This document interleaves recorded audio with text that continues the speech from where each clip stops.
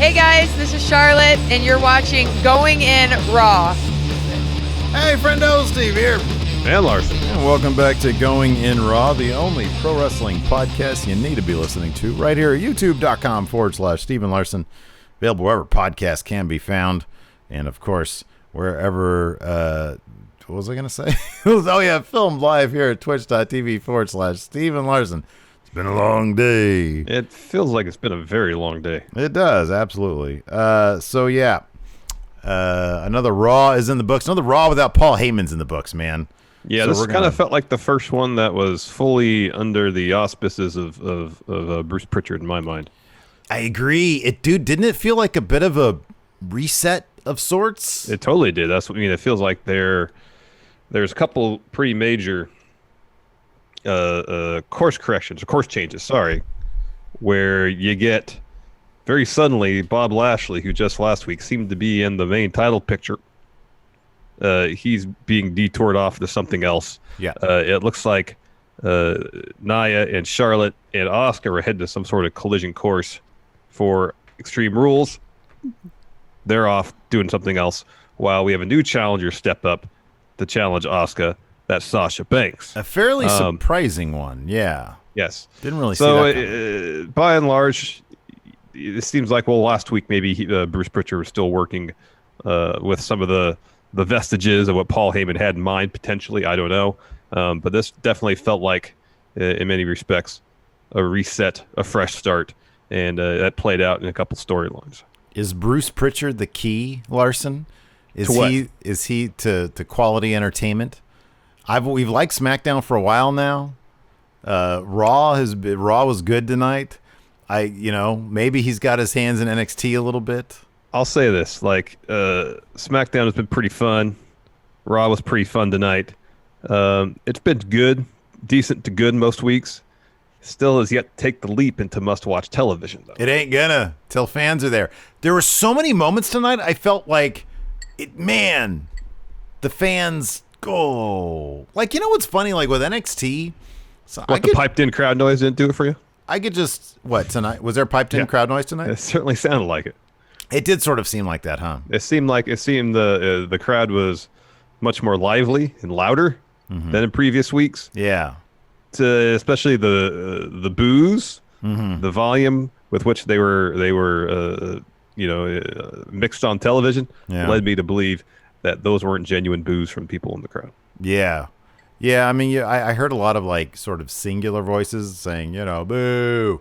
But then there was a little bit more. Maybe they took a little bit of the stuff from Edge versus Orton, which I didn't really care. I mean, I barely even noticed it. If you didn't mention it, I wouldn't have mentioned it. But let's talk about one of the more surprising things, and that is Sasha Banks stepping up and issuing a challenge, which swerved us all. We thought that she was going to be challenging Bayley because she stepped up to her. Actually, I was expecting her to. I was expecting the swerve. Io, huh? Yeah, I thought she was going to try to challenge Io. Yeah, because they had that bit on NXT last week. Yeah, and when she said Asuka, I was like, oh wow. That was a welcome surprise. We haven't seen that match, have we? Or have we? I feel like they've wrestled once. Really? I feel like they have wrestled before. Well, it's awesome. We have the internet right in front of us. I know. Banks versus Asuka. Let's see. Yeah, Raw, January 29th, 2018. Oh, about 2 years ago. Ages ago. I don't even remember any of that. Which is not shocking. If they wrestled last week, I wouldn't remember it. So this is cool, though, man. This is really cool. Asuka, the Raw Women's Champion. So where do you think they're taking this whole Bayley Sasha Banks thing? Look, it's really easy and predictable to say, well, Bayley's gonna somehow mess up Sasha the match. Sasha's opportunity here. Totally what's going to happen. Well, look, we said the same thing about, it's totally going to happen. Nia Jackson to come in and wonk that finish with Charlotte and Asuka. I kind of feel like they've been throwing us some curveballs, man. She did wonk the finish with Charlotte and Asuka. She just did it at the beginning of the show rather than the end of the match. That was not a wonk finish, man. That was not a wonk. There was a clean finish. There was a clean finish, but without... Here's the thing. They had Charlotte get hurt in that brawl with Nia to kind of put an asterisk on that win from Asuka because she defeated Charlotte, but it was after she was already hurt. And I yes, am it was well a clean aware finish. of their As I'm intentions saying, there. the wonk didn't happen at the end of the match. It happened at the beginning of the show. Nia injured Charlotte, thus making it easier for Asuka to beat her. Yeah, but they had a finish, and that's what I was kind of surprised about. I honestly didn't think there was going to be a finish, man. So yeah, I think that's great. And yeah, I don't know. I mean, yeah, maybe they'll go that route. They probably will. But they have been, I don't know, they've been a bit more unpredictable lately, I feel. So hopefully, I mean, look, if nothing else, we'll get like just a killer match. Maybe, look, dude, they might go this route. What if Asuka beats Sasha cleanly, no problems with Bayley, and then that drives a rift between the two of them because Bayley's sitting there like with 2 titles and Sasha's like, well, I only have the 1 tag title that I get to share with you. I think there's a number of ways they can go about this and still make everybody look good, and still lead to Sasha versus Bayley at SummerSlam for that title. But remains to be seen. So that challenge was for Extreme Rules. Is that right? Correct. Okay. Correct. So that's pretty cool. And then the other thing that sort of people were talking about a little bit, Edge had announced earlier in the night that he had planned on coming out and sharing what was going to happen with his future and give an update on himself. And the update is he's now going to be mean live sex show guy, rated R superstar, in a really terrific promo. This is a really well-filmed. Dude's got so much gravitas now at this stage in his life and his career. Mm-hmm. He does have grit. I mean, his grit is written all over his face, man. Yeah, man. You know, he's what, 45, something like that? Yeah, right. And he just looks, you could see the lifetime of experience on him, like just in the way he looks, the way he presents himself, the way he projects his personality through the camera. It's like, I don't remember him ever doing promos like this in his first run. Yeah, dude, it's that age thing. It's totally it's experience. Yeah, it's Asian experience. Like MVP, same with him. Like, you go back and watch when he was actually U.S. champion for 341 days or whatever he said it was, 391 days, whatever. And it's like, whatever. The guy goes away for 10 years or whatever it is, and he comes back, and it's like, oh, man, now I hang on every word because he went out, and he was like, oh, now he's old and stuff, and he's imparting wisdom or whatever. I loved the MVP Apollo stuff. I thought that stuff was so – when he was on the mic – and literally doling out, what was he calling him? Little nuggets of wisdom or whatever. Yeah. To that one's free. To Apollo during the match. That was good. Oh God, I love that. I thought that was such MVP good stuff. is great. Yeah, dude, Raw just had like a better flow to it.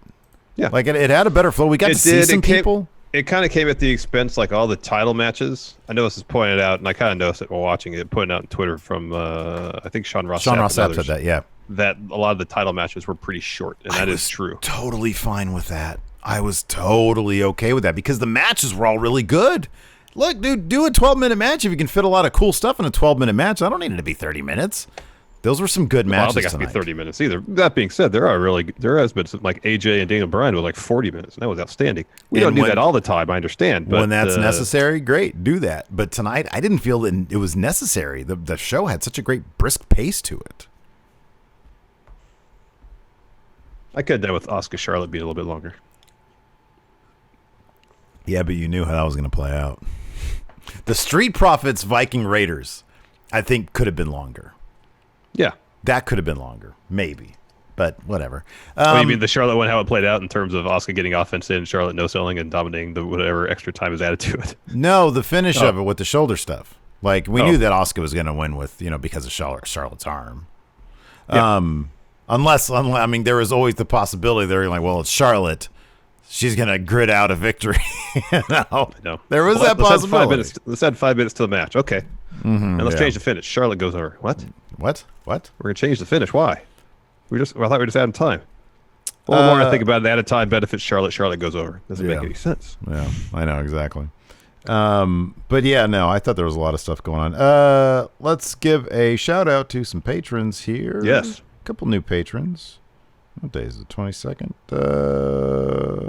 Jonathan, no, I already got him. The mental, what? Dolly Gas.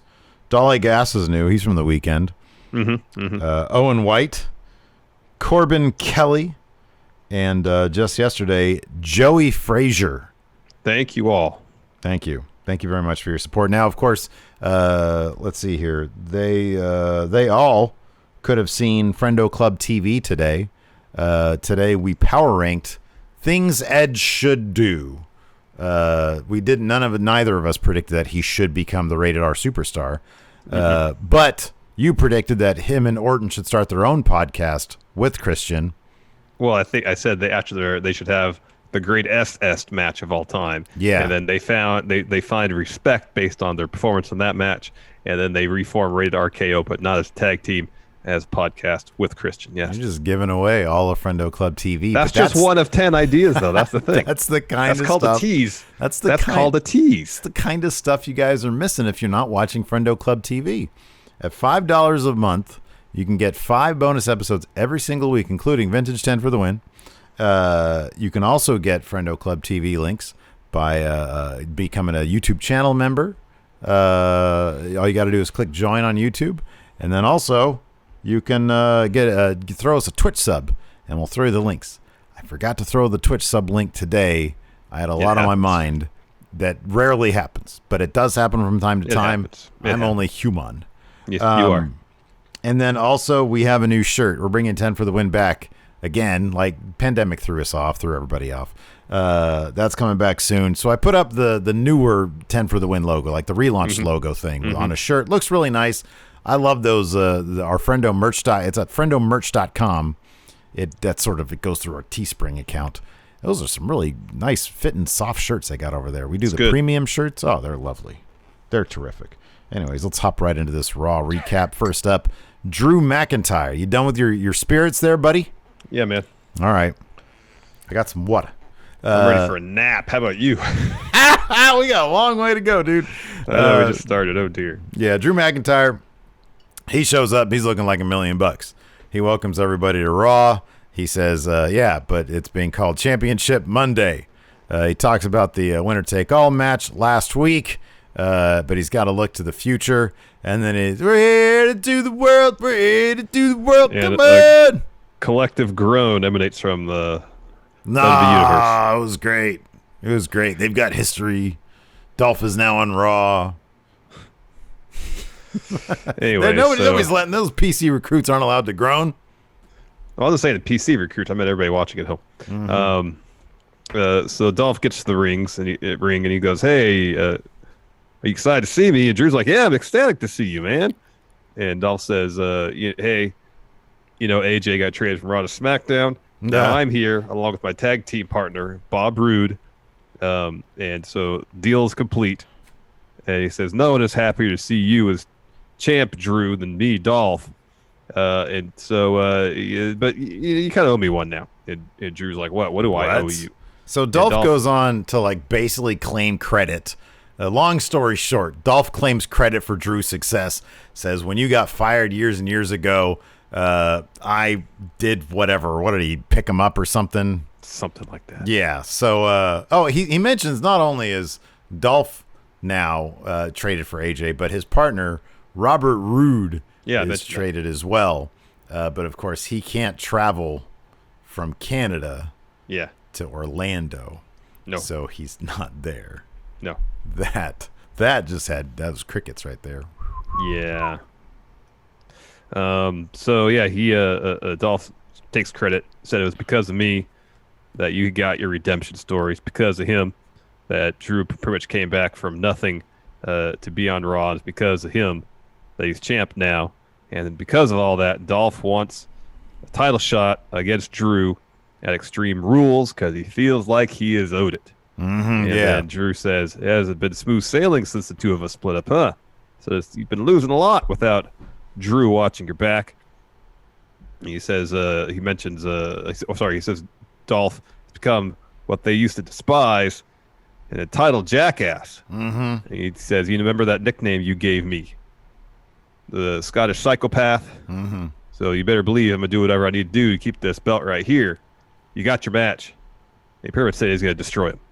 This is an easy win for Drew. Exactly. There's no drama involved in this whatsoever. Zero. All the confidence points.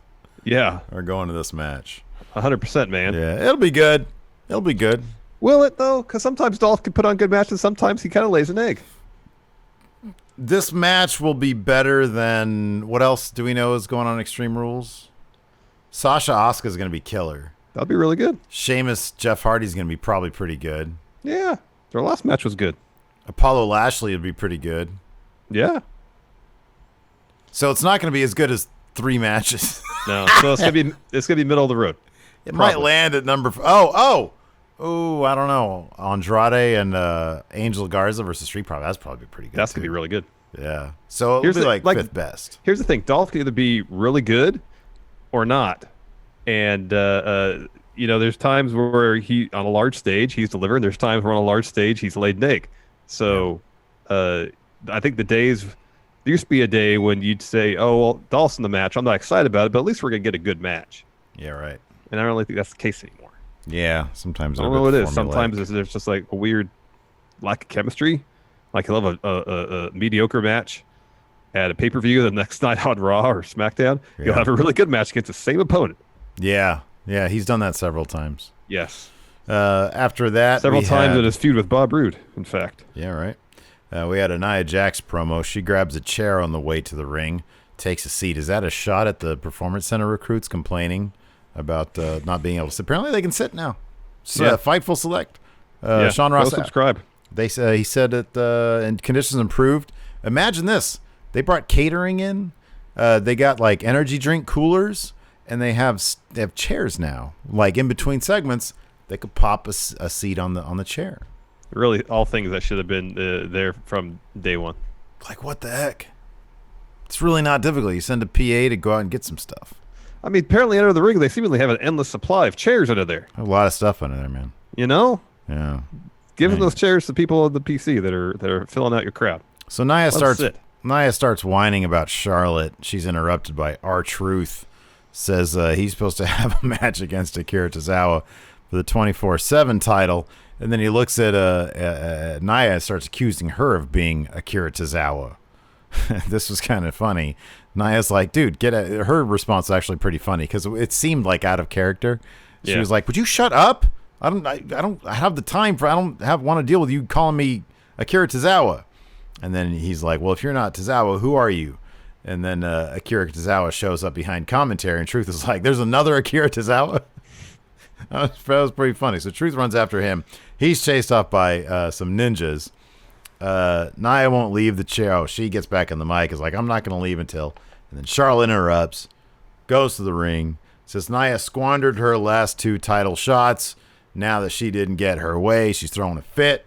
Nia says Charlotte gets what she wants because she's Ric Flair's daughter. And Charlotte's like, no. Now Ric Flair is known as Charlotte Flair's dad. And he's totally cool with that. Charlotte lists off her accomplishments.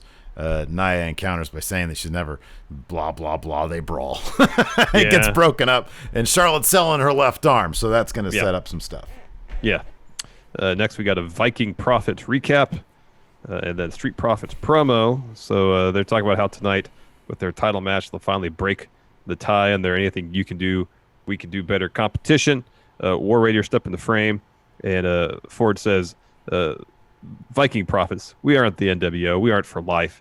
And Dawkins says, nah, we're forever. This was really warm. This was great. This was great. This is great. And they have a little theme, too, that Dawkins sang. I forget what it was, but it was great. It was good.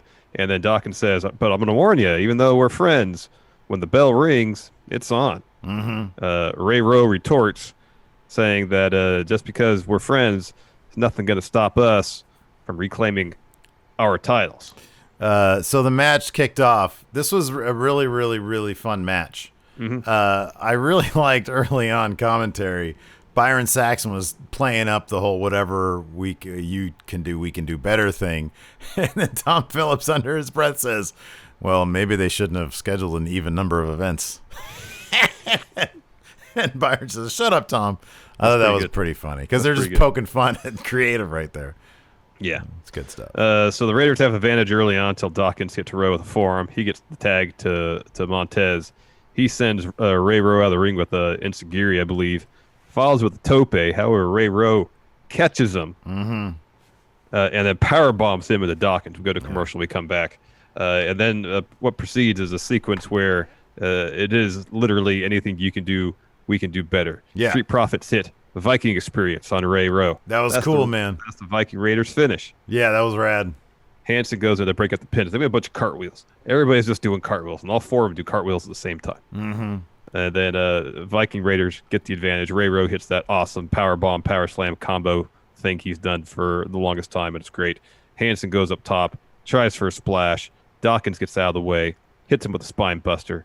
Ford's in, and after he tags in Ford, Angelo turns around and destroys Ray Rowe with a spear. That was a great-looking spear. Yeah, it was awesome. And Montez hits the frog splash on Hanson to get the win. Street Profits finally get that win over the Viking Raiders. Tie is broken. After the match, they all celebrate together. Profits are celebrating after the Viking Raiders leave, and then Angel Garza and Andrade come in, attack them. Yeah. This was really good stuff, man. I really liked it. And again, you get done with something, you set up the next thing. So I think that's really cool.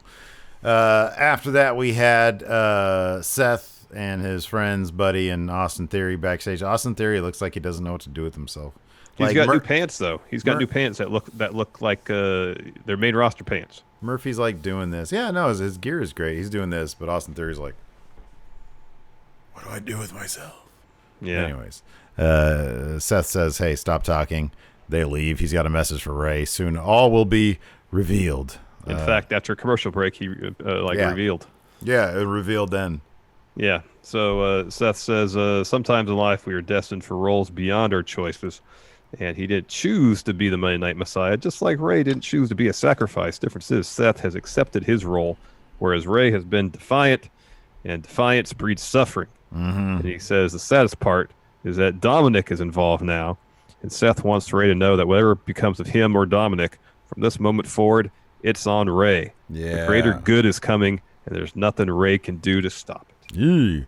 After that, Charlotte is exiting the trainer's room. She's asked in an interview about postponing the title bout with Asuka later on the night. Charlotte says no. Her arm will be fine holding up the women's title. Charlie walks up to Garza and Andrade, and Zelina Vega asks what's up with their attack on the Street Profits. Garza starts like trying to spit some game at Charlie, and then Vega's like, would you stop doing that? And then Vega's like, listen, we're a united front now, and we're all on the same page. We've taken our differences and we've turned them into a strength, and we want a united title. And that's when Andrade says the Raw Tag Titles. He's so good. God, he's so menacing. He's terrifying. After that, we got Asuka versus Charlotte. It was a fun match. Of course, Charlotte selling arm at the opening of the show. She has the rock tape on her shoulder, putting a huge target on that arm. Asuka goes right after it to begin. She misses a drop kick off the apron. Charlotte hits her with a huge boot, puts her back in the ring, gets a 2. Charlotte has the advantage for a long time until Asuka avoids a chop, hits Charlotte with a German suplex, starts going after Charlotte's arm again. That was kind of a recurring theme. Asuka would look to work on the arm. Charlotte would fight it off. This would go back and forth. At one point, Charlotte tries going after Asuka's arm, hits a spear. Asuka grabs a rope during the pin. So Charlotte's looking for a figure 4. Asuka rolls her up. Charlotte kicks out of that. Asuka's right into an arm bar, and then transitions from that to a triangle. And so Charlotte powers her up, power bombs, looks for a pin, and Asuka slips out of the pinning situation and locks in the Asuka lock immediately. And because Charlotte's arm had already been compromised before the match, and Asuka had worked it during the match, Charlotte has to tap. Yeah. And during the match, Nia Jax is backstage watching.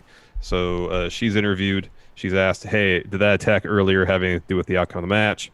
Nia says, I think it'd be a real shame for someone to kick the queen while she's down. Yeah. After that, we had a recap for Orton and Christian, and then we got an Edge promo. And this was, like we said at the head of the show, it was great. So first he says, hey, look, you won the match, but were you really the best wrestler, though? Right. He says, you hit me with the RKO. I kicked out of it. I saw the desperation in your eyes. Oh, and you just happened to hit me with an accidental low blow. And he goes, pff. So obviously he said he's disappointed he lost. He didn't see the low blow coming. He's disappointed he didn't do it first. But this match lit a fire under him, just like with Randy. claiming that Edge has lit a fire in him to become the Legend Killer again. Edge is now going to revert to a different persona, I guess. He said the PG Edge is gone. Yeah. He says, for that, Randy, I'm thankful. Look up the side of me that gets what he wants.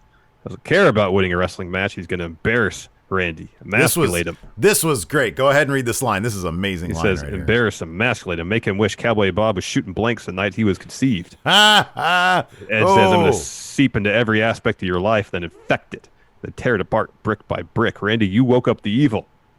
You woke up the Radar Superstar. He says, Randy, get some sleep while you can.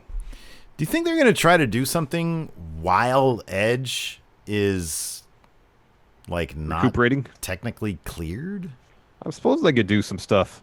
I mean, I don't think it'd be exactly like the Samoa Joe AJ stuff, but they could do some sort of bits where Edge is doing the best he can to get in Randy's head, you know? They haven't done an actual. So how long is he supposed to be out? 6 months? Something like that. They haven't done an actual. I mean, elements of what they've done could be considered cinematic, I guess. I mean, they did retakes and stuff like that. But they haven't done a proper cinematic thing. Given that we had the greatest wrestling match ever, it wouldn't shock me if they went the exact opposite direction and did something akin to the Boneyard match, in which case, I mean, look, I don't know if they obviously couldn't get. So like in the last Ride documentary, they played up just how physical AJ and Undertaker got.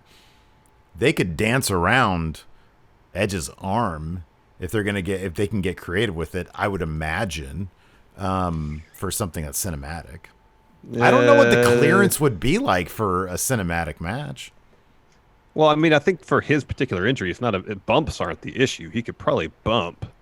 It's any sort of, you know, like downward motion like this, anything that's working out, because it looked like the bruising was under here. Yeah, right. Yeah. You know, and so I think it's less a bumping issue, and it's more just what he could do without re-injuring himself. Yeah, sure. And that's just gonna take time to heal. So I don't. Yeah, no, I know. I'm not talking about bumps in a cinematic thing. You're not gonna be taking bumps necessarily, but yeah, I don't know. I mean, if you get creative enough with, like, if Edge has a gun, he can carry a gun.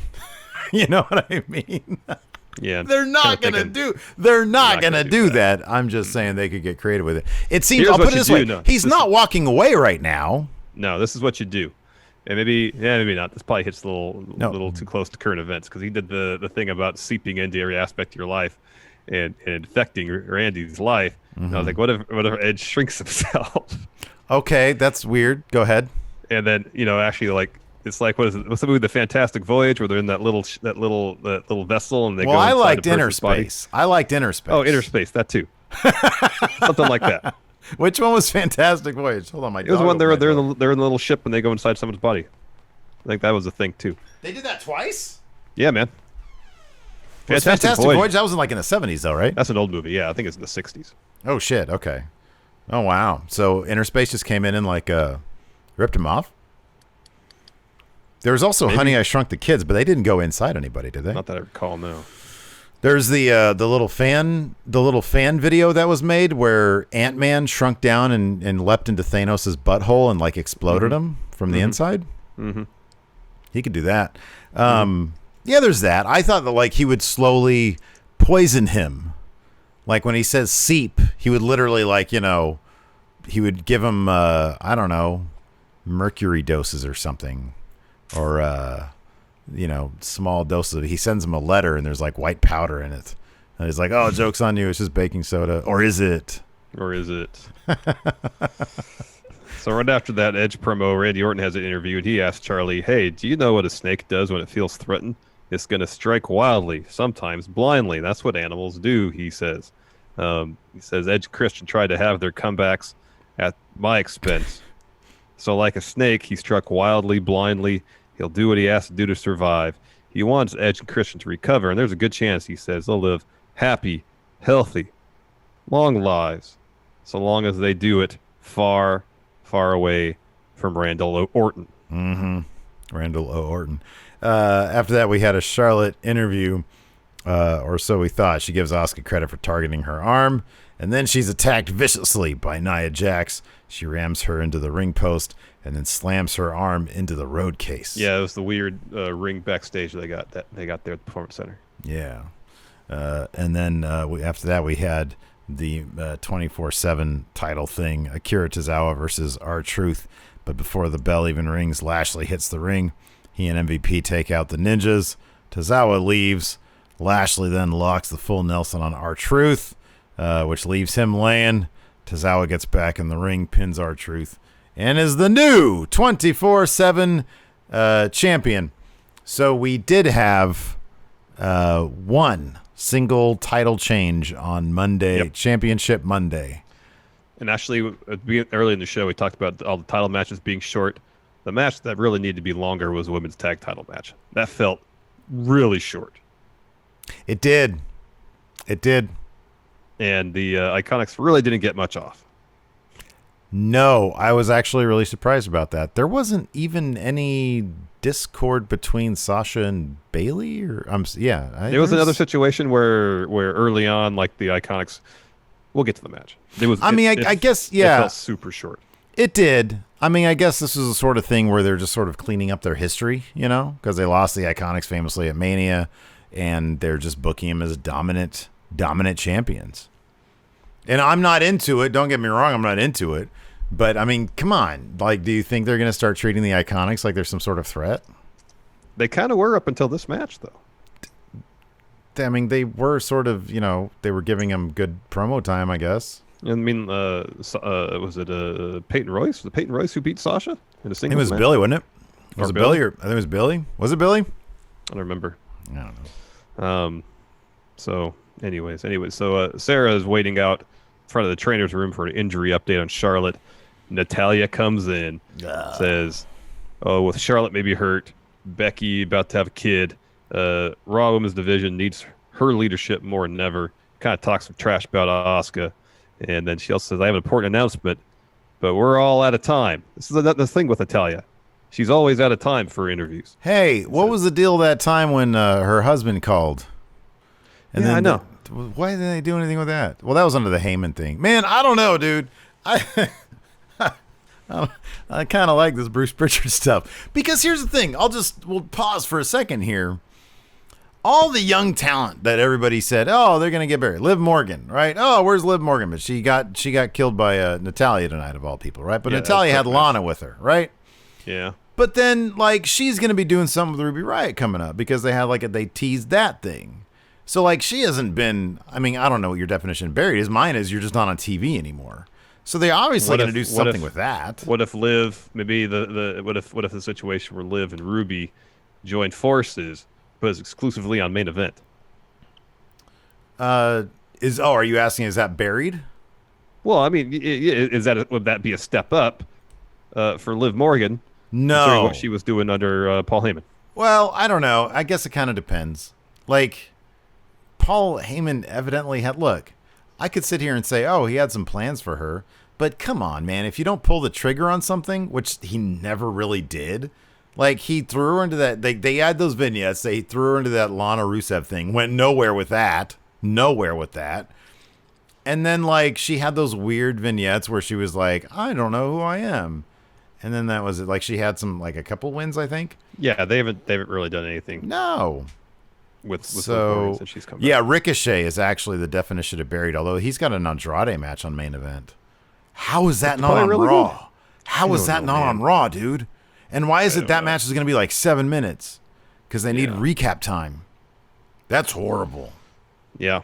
That really is. Ricochet. Maybe he's not as good as we think. I feel like he's pretty good. I feel like he's way cooler. I think he's way cooler than half these people. So anyways, Natalya has a match with Liv Morgan. Natalya is joined by Lana. The finish of this sees Lana distract Liv. So then Natalya just comes up behind her, sweeps her legs out from under with her arm, and puts her in a sharpshooter. It was like a 2.5-minute match. Mm-hmm. Liv taps out. Yeah, I liked Liv's new offensive set back when they actually showed it. Her finisher was like a springboard something. Her finisher was really cool. Yeah, it was neat stuff. Maybe we'll see that again now that she's going to hook up with Ruby Riott for like a tag team or something. After that, we had a Big Show interview. So these, he's of course one of the big names that Vince McMahon wants to use on Raw to boost ratings. Him, Christian, Randy Orton, Ric Flair, Edge, big names from the past. Larson. Anyways, he says just when he thinks he's seen everything, Raw gets taken over by ninjas. He said he just came here to say hi last week, and an opportunity. What does that mean? What did he say there? Oh, because he joined forces with the Viking Prophets to take on Tozawa. Oh yeah, and he was like, I got to fight ninjas. Yeah. He said his career right now is focused on the Big Show. Have you seen this yet? Neither have I. You have any plans to see it? Not really. No? Why are you watching Ozarks when you could be watching the Big Show? I heard good things about Ozark. Ouch. Anyways, he says tonight he's focused on helping his friends. He says, isn't this where he said something like, but I could be a big, heartless bastard giant? Yeah, he said, I'm gonna leave Big Show backstage, and I'm just gonna be like a heartless giant when I get to the ring. He said, well, so after that, Ric Flair comes out. I expected him to turn heel once he stepped through that curtain. Yeah, you never know these days. Ric Flair is out to anoint Randy Orton as the greatest wrestler ever. I love that stuff. So he starts First, out. he kind of issues a warning, with Tanaya saying, hey, you're going to be in a lot of trouble with Charlotte for hurting her. And then he moves on. Yeah. And then just showers Randy Orton with praise, dubbing him the greatest performer in the business today. So on and so forth. Orton comes out. I was really thinking that Orton was going to be like, oh, I'm infused with the power of Legend Killer. Here before me is Ric Flair, a legend. I know. I sort of thought that too, because Flair talks endlessly about like wanting to take bumps and stuff. Yeah. And I was like, no, there isn't. I love that they got Flair back managing Orton basically, because I don't know, it's just terrific. He's like crazy old man. He's like, come on, Rick. He's like ordering Rick around. I love that. And Rick just looks like an evil bastard. It's awesome. He's so old. He is old. So anyways, he calls him the most dominant performer in WWE, the best performer in WWE. No, the best performer in the history of WWE. Orton thanks him. Says nostalgic they're in the ring together because they're one half evolution.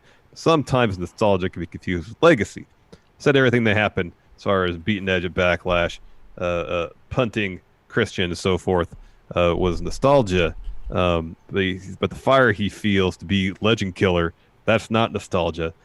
That's to cement his own legacy. He said the voices in his head don't always get along, but right now, the voices in his head and himself all get great pleasure with being the Legend Killer again, and that's why I thought I'd turn to Flair and then eventually punt him.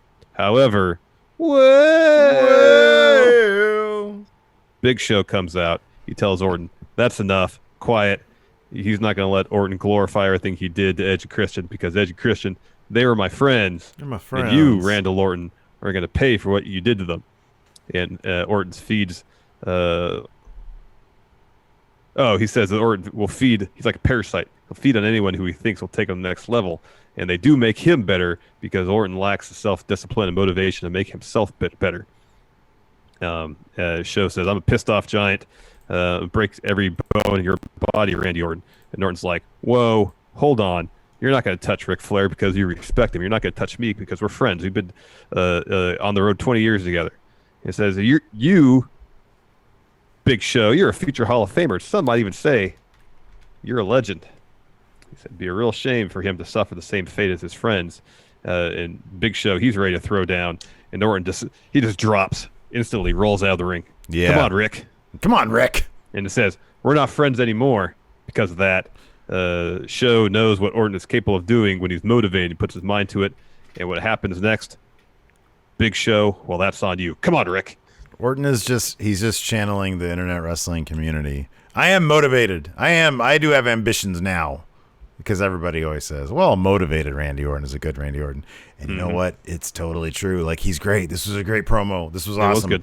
I'm going to mark out when he just punts the shit out of Big Show's head. It's going to be amazing, dude. It's going to be so great. You think it's going to happen on Raw or Extreme Rules? That's just going to happen on Raw, right? What, the punt? Yeah. No, they'll probably say it for Extreme Rules. That's going to be an Extreme Rules thing? I would think so, yeah. Oh, man. I guess the question is Extreme Rules going to have any extreme gimmick matches? Nia Jax, Charlotte might be. This Sheamus, Hardy, definitely. That's like top confidence points for that being Hardy's going to jump off something tall. Probably, yeah. He talked about being an adrenaline junkie, so that's going to happen. Drew versus Dolph is not. That's going to be a regular match. That's probably it for now, anyways. After that, we had a recap for Iconics and Sasha and Bayley, followed by that match. And yeah, like you said, this is a bit on the short side. I do want to give Peyton Royce tons of credit because I think after Bayley rammed her head into the announce table, she had the most over-the-top cartoonish sell job of that I have seen in a long time, and it was wildly entertaining. It cracked me up. I didn't notice that. That's funny. So she gets her, and she does like a drunken stumble and then falls. It was great. Wait, was that on the outside? That you said that was on commentary? Yeah, because she kind of did that too when she ate like a boot or something in the corner. Oh, she yeah. did that. It was pretty good. Yeah. Yeah, it was pretty great. So early on, Iconics set for like their early finish, and Sasha and Bayley turn the tables on that. And then when it's just kind of Bayley in the ring against one of the members of the Iconics, Bayley is not doing too well. This is usually really until Sasha. It was like their last title match, where Sasha is the one that effectively won the match for him. Same thing here. So the finish of that says Charlotte's. Oh, sorry, Charlotte. Sasha's going for 3 amigos. Peyton Royce escapes the final suplex, pushes Sasha into Bayley. That knocks Bayley off the apron. So the Iconics then go for their finish.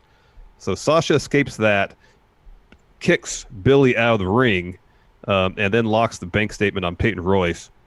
Peyton Royce taps. Yeah. So after the bout, we get a Bayley Sasha promo. Sasha says, "I've been thinking. I'm kind of getting jealous of you, Bayley, having both those belts. She wants that experience as well. So I want a title match. At Extreme Rules, I'm challenging Asuka." Oh, and Bayley's like, "Oh, I thought you meant me." And she's like, "I got you." And it was funny stuff. And then Asuka comes out. She tells Sasha that she's not the boss of her. She accepts. Bayley attacks. Sasha joins in. Asuka tries to fight them off. Sasha hits a backstabber, locks in the bank statement. Sasha then releases it, holds up the Raw and tag team title. Is there any chance she gets this title, dude? No, right? No, they can't do that. That doesn't make any sense. They're the tag team champions. So, like, what are they going to be on every... Well, I guess they could be on every episode. They did it with Charlotte. She was on every episode. Yeah. Yeah. I'll be honest with you. I don't want to see Asuka lose that title. It'd be kind of rad to see Sasha Banks and Bayley have, like, all the titles. It'd be kind of cool. Great. That'd be kind of cool. It'd be super cool. Are you going to be rooting for that? What are you going to be rooting for? I mean, I always just root for Asuka. Like, deep down in my heart, I always want Asuka to win easily. I do too, but I also like Sasha Banks a lot. I think she's great. I think she's terrific. But Asuka is the best thing in wrestling, and I want her to just squash everybody. I don't want there to be any drama. I don't want the matches to be good. I just want her to dominate everybody, like, ridiculously. That's just me. No, I understand that point of view. I understand that. I don't know, man. I'm torn. I go to a basketball game, and this rarely happens. I rarely go to a basketball game. I can't now. It's impossible. Aren't playing. Nobody's playing. But whenever I would go to basketball games or I watch them on TV, I don't want a good game. I want my team to win decisively from early on so I can enjoy it. The only measure of enjoyment you get from any competitive event is a lack of competition, is what you're saying. You got that right. In your team's favor. Yeah, exactly. I'm the opposite. I want drama. I want competition. I want to be on the edge of my seat.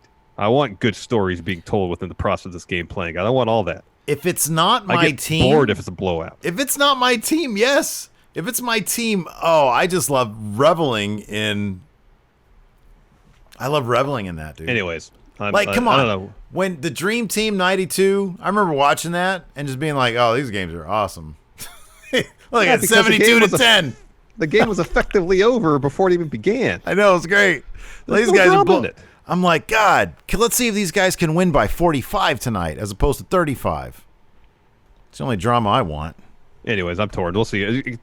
Whatever the better story is out of that match, that's what I want to see. If that means Asuka holds on, then that's what I want to see. If it means Sasha getting that belt and there's a better story to be told with that, that's what I see. That being said, Sasha is not going to win. Squash match. That's what I want. Stories. Yeah, you're right. Better stories. Next, we got MVP and Lashley backstage. Sarah walks up, asks Lashley if he was trying to make a statement by attacking R-Truth. Lashley says, I should be WWE champion, and I would be if it weren't for R-Truth getting involved in the winner-take-all match last week. And MVP says Lashley's career has been revitalized. He talks about how he can do the same for Apollo Crews. But if Apollo makes the wrong decision, well, that's on him. It's not personal. That's just business. Good stuff. After that, Liv Morgan was backstage. Ruby Riott comes up and Liv's like, whoa, just before you're a dick to me, nothing has gone my way. I don't need you making me feel any worse. And then she like trots off and Ruby's like, jeez, you don't even know what I was going to say.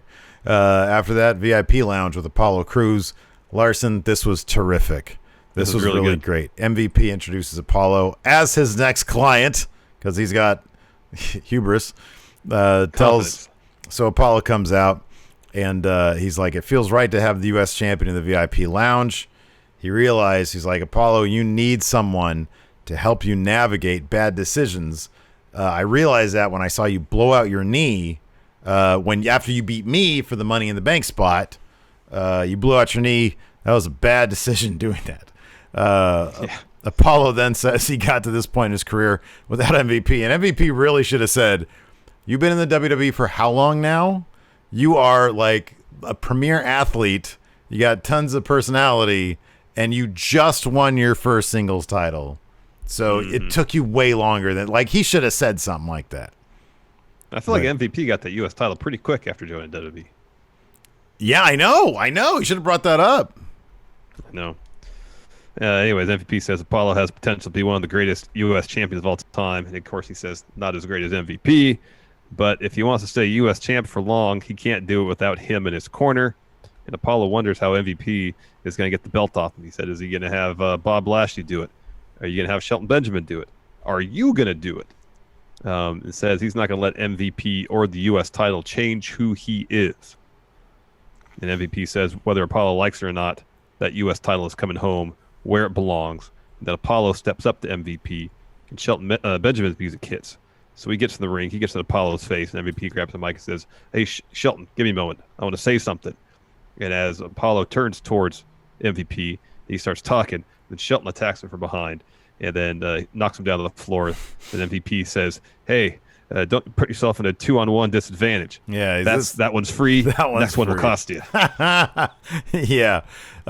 So then we had the actual match, Apollo Crews versus Shelton Benjamin. Shelton goes after Apollo's arm. Crews fights him off and then gets that powerbomb thing that he does for the win. As Crews walks up the ramp, he gets in MVP's face. Lashley runs out, puts him in the full Nelson. I really want to see MVP explain to Shelton Benjamin why he doesn't think he could be U.S. champion. Yeah, no, and why is Shelton like seemingly so cool with it? He's really cool with it. Dude, how cool would it, like, why doesn't he get Shelton in there as his paid enforcer? Say, look, you're, past your prime. You're still really cool. Not looking at you as a championship guy, but I need an enforcer. I need a guy who's going to do the dirty work. How cool would that be? Put Shelton in that crew. That'd be great. That'd be awesome. Anyway, I think Shelton's great. Ray is backstage. Yeah. Walter walks up to him, asks Ray if he's sure about this, and Ray tells him to trust him, Walter. Then we got a Ray-Walter promo, Larson. Yeah, we did. So Ray was like, hey, I was freaked out when I couldn't get a hold of Dominic. And then I was even more upset when I found out where he was going. And then Ray puts over that Dominic got out of that 3-on-1 situation on Raw last week, and he's proud of him for that. But he's also angry because he put himself at risk. And Dom knows Ray is pissed at what Seth did, but he's accepted that. He adds, no matter how tall Dominic gets, you'll always be my kid. But since Dominic fought for him, it's time for Ray to fight for Dominic.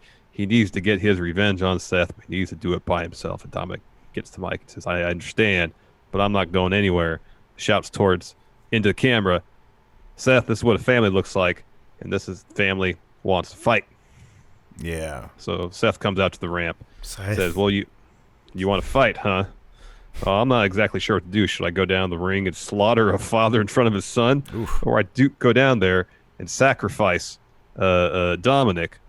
He says, but none of it is his choice. It's destiny. They're both in the same ring at the same time. Two eyes are better than one. So that he walks down the foot of the ramp, gets on his knees, holds his arms out. Buddy and Austin Theory join him, flank him, and then Aleister Black and Humberto Carrillo run down, attack Buddy, Theory. Brawl breaks out. Theory and Buddy are taken out. Carrillo and Aleister corner Seth. Ray hits Seth with a 619. He's tossed in the barricade, and then Ray and Dominic lead Seth over the ring steps like they're going to jam his face in the corner. And then Buddy and Theory, they lay out Aleister and Carrillo, and then take out Ray and Dom. And then Seth grabs Dominic. He's trying to ram his eye into the ring steps. And then Aleister and Carrillo come over with some chairs to make the save. It's a pretty effective bit, especially when Ray and Dominic had Seth in position to jam his eye into the ring step. That was pretty good. And Seth did a good job of selling all that. So, did you believe at all that Walter was going to turn on Ray tonight? Because he was right behind him when Seth was coming down. And I was like, I don't think they're going to do it here. But there's like 4 minutes left, and that could be a powerful image. Walter standing there with Seth with Ray's body just laying there. I'm not necessarily surprised it didn't happen tonight, but I'd be surprised if it didn't happen. You think that's still going to happen? Yeah. Yeah. Yeah. You're probably right. Yeah, I feel like it. Is that match going to happen at Extreme Rules? Ray versus think so. Seth? Probably. I would think so. Then Walter's he's gonna have the NXT UK champion with him. That'd be cool. That'd be something else. Let's answer some questions. So I got some questions up here on the Patreon. $1 a month gets you access to our Q&A wall for each of the recap shows. And then, of course, also we take a look at questions here on the Twitch for the live audience. So 2 ways to ask us questions here going in Raw. Yeah. The Monday mailbag is questions we pull from the Twitter. So we try to pull from a number of sources, Larson. Yes. Dang MQ's got a question. I know this isn't a SmackDown recap, but with Mixer going away soon, power rank the streaming services AJ Styles will go to. Facebook Gaming. Facebook. That's got to be number 1. That's number 1 right there. What else is there? I mean, there's Twitch, obviously, so that's like you can stream on YouTube as well. Somebody needs to warn him about that, man. YouTube live streaming is not great. Let's see here. Blake Whitehouse. So when Buddy just open the door, dog. It's open. Stick your fat head through the door.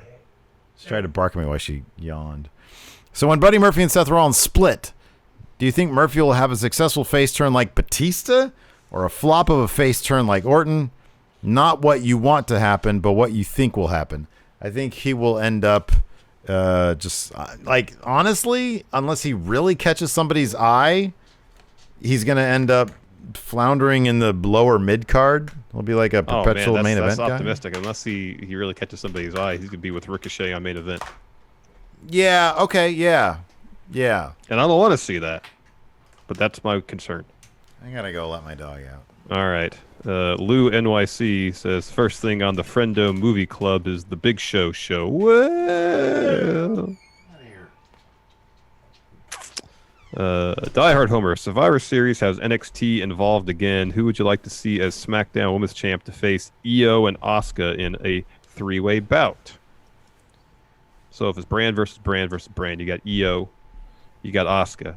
Who from SmackDown should have the women's title? Oh, man. Don't you give it to Bayley? That's sort of like a, hey, you deserve this as a reward for doing such good work. I think you give it to Bayley. Yeah. It was Bayley or Sasha. Yeah, for sure. One of those two.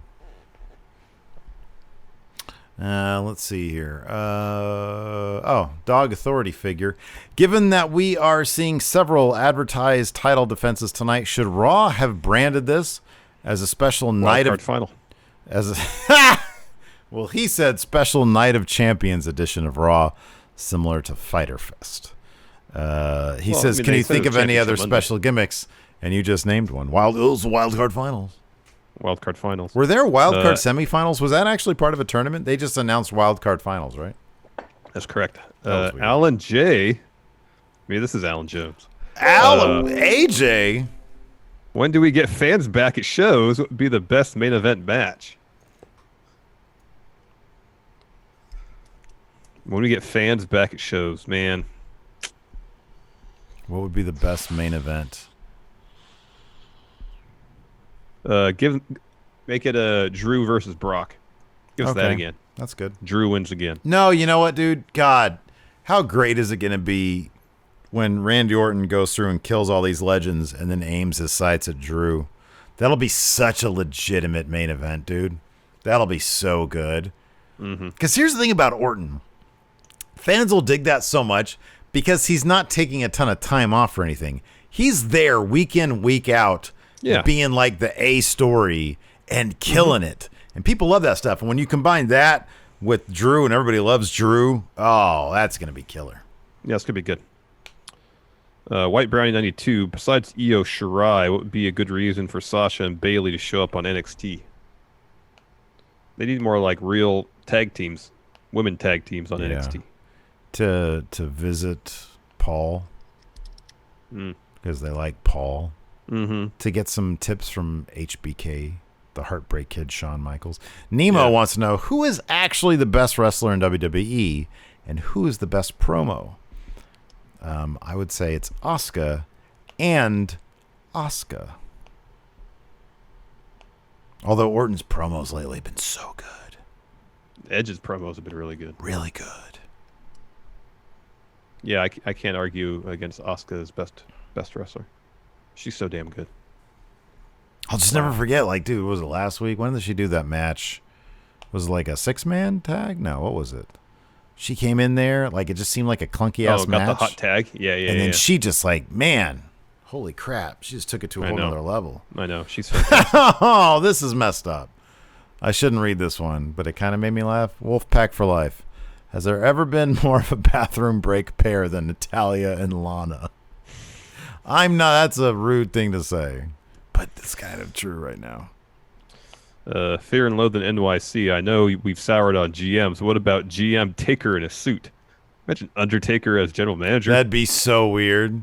But it's like it's Mark. No, honestly, you want to draw mega ratings? It's Mark Calloway and Mayor Glenn Jacobs as co-GMs. That'd be funny. And the whole time they're trying to figure out things like TikTok.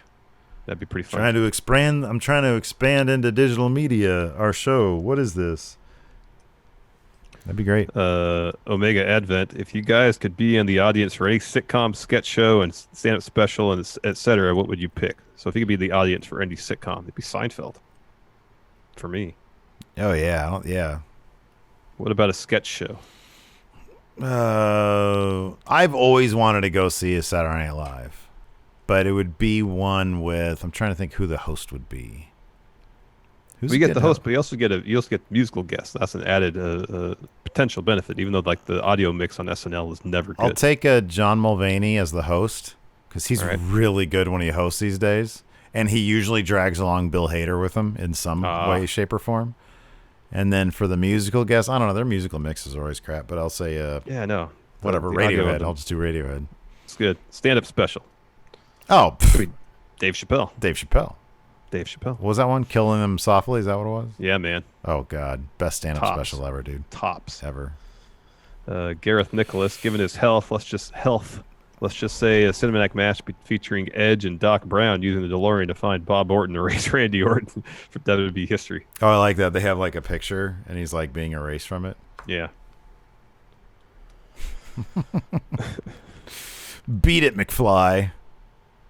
Let's see here. Oh, the Rain Trigger has a question that Alex Foster totally answers correctly. Who had a cooler indie name in the WWE? And then whose name improved when they moved to WWE? So two guys off the top of my head. Uha Nation is a great name, and then he went to Apollo Crews. But then Tommy End is a great name. It's a good name. And then he became Aleister Black, which I've gotten used to. But Tommy End is such a great name. That's a good name.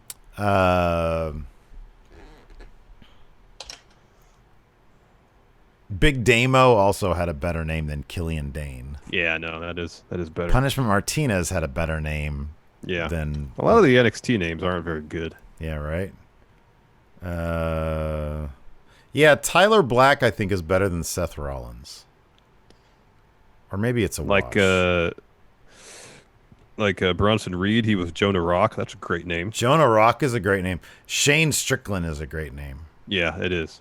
Trevor Lee was great. Trevor Lee's a much, but yeah. But okay. Why they ever? Sorry, go ahead. The other way. Isn't know. Dexter Loomis is a better name than Sam Shaw, isn't it? Yeah, it is. Yeah, that's a better name. Yeah. Rockstar Spud's better name than Drake Maverick. I'll say this. You know what? Unpopular opinion. Cassius Ohno is a better name than Chris Hero. I don't disagree with that. Cassius Ohno is a legit name. That's a good name. Yeah. That's a good name. Flex Cavana. That's a good one. Lucha Vandross.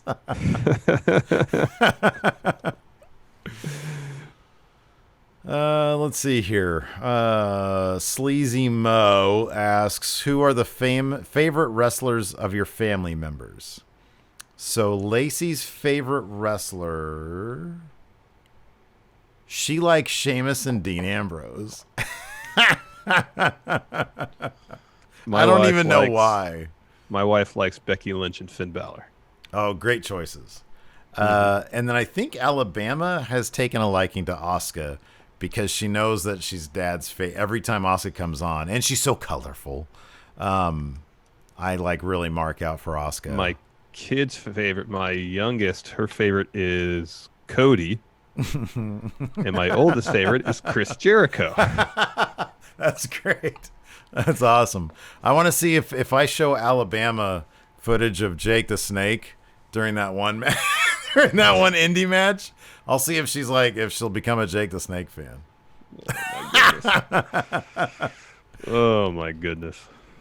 Because she's very into saying inappropriate things, like, eat poo poo, and she's just fascinated by that. And so I think that's, kind of akin to Jake the Snake circa that period of time. Anthony has a great question here. Guys, each build your perfect sandwich. Explain why yours is best sandwich. He says, I'm craving a sandwich at the moment. God, I know. It sounds so good right now. All right, don't describe anything like you'd get at a restaurant. Something you make at home. Oh, okay.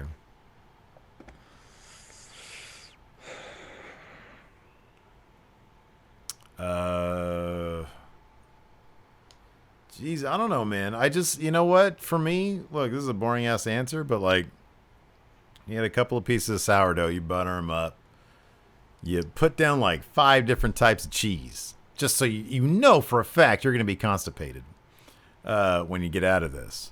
It's like a giant fucking grilled cheese sandwich with all sorts of cheese on it. You put some hot mustard on it, add some mayo to it. And then some, I don't know, maybe a little bit of meat in there. Just build it up. Put some roast beef in that sumbitch. Do a grilled cheese roast beef sandwich. Holy shit, that makes me hungry. I was gonna say I'll take the chicken tenders from Trader Joe's. You cook those, you get them nice and crispy. Mm-hmm. You put that in some bread. You put some mayo on one slice of bread. You put some pesto on the other one. Did you say chicken tenders? Yeah, man. That's interesting. Chicken tender sandwich. Okay. You got to toast that bread a little bit, otherwise the bread's going to fall apart. Yeah, no kidding. And then you put some crispy lettuce. Chicken tenders? Yeah, man. Okay. You put you put your accoutrements on there, whatever you want to be. Yeah. Lettuce, tomato, so on and so forth. Man. Gotta put some tomatoes in my grilled cheese. Fuck, now I want a grilled cheese roast beef sandwich. That sounds amazing. Do you like ham with your grilled cheese? Not as much as I like roast beef. Interesting. Roast beef is fucking good. I mean, roast beef, the bubble, yeah, it's fantastic. I think that's the most common thing I've heard people make grilled cheese meat. It's usually just ham or turkey sometimes. Yeah. I'm more, I'm more into like a bird, like chicken. Or just like grilled cheese with some bacon in it. Some crispy bacon and a tomato. Mm-hmm. Oh. I do miss going to brew pub. Yeah. Dom La Martina. Is it true? Oh, this is Dom L. Is it true? Could it be? Oh, Jesus. Is a Riot Squad reunion in the works? Are Ruby and Liv going to capture the tag titles? My mind is racing with possibilities. They might. They might. Hey, if this Sasha and Bayley thing is going to break down, there's no like obvious dominant tag team that's going to hold those titles. They might hot potato those tag team titles. Alexa Bliss and Nikki Cross are like the biggest names that could potentially hog those titles again. But they both were seemingly in the picture for challenging Bayley next, based on what happened on SmackDown. Yeah. So I don't know, man. I think that Liv and Ruby that could work. Gareth. Yeah, go ahead. Gareth Nicholas says, "Did you hear Zelina call Charlie $2 Chuck?" Which is a Trader Joe reference. Or Charles Shaw wine. It's $2 for a bottle of wine. That's funny. That's actually really funny. Gregory Faea, is Bianca Belair still on Raw? So I believe Dave Meltzer. Yes, she is. She's had some main event matches. I believe Dave Meltzer mentioned, and this might be speculation on his part, but it makes sense. They put her with the Street Profits for a second because she was trying to get them to be serious. And then they went in the exact opposite direction, and they didn't want to get her involved with the goofiness. Now that that's said and done, and especially given that Andrade and Angel Garza have Zelina in their corner, it seems likely, I would think, that Bianca Belair would be back with the Street Profits. That's my guess. MC Seminole Runner says, is Angel Garza and Andrade's dissolve over since Heyman is out? Maybe. Seems to be the case. Hey, here's an unpopular opinion. I'm tired of Angel Garza's jacket. I think it's ugly, and he wears it every week. I feel like he's the kind of character who should have a different outfit every week. You know, when he was in NXT and on 205, he did have different pants. I know. Now he has that jacket and the green pants every time. And I'm not a fan of the jacket. Like, maybe once, but not every week. Especially because it's a jacket. Like, I can wear the same jacket every day. But he's like a superstar and a Lothario. Anyways, that's all the questions I got. All right. Is that good? We're good? Sure. All right. Well, thanks, everybody, for tuning in. We appreciate it. We'll be back tomorrow with a news brief. Till next time, we'll talk to you later. Twitch chat, stay tuned. We'll see if we can raid somebody. Goodbye. Goodbye.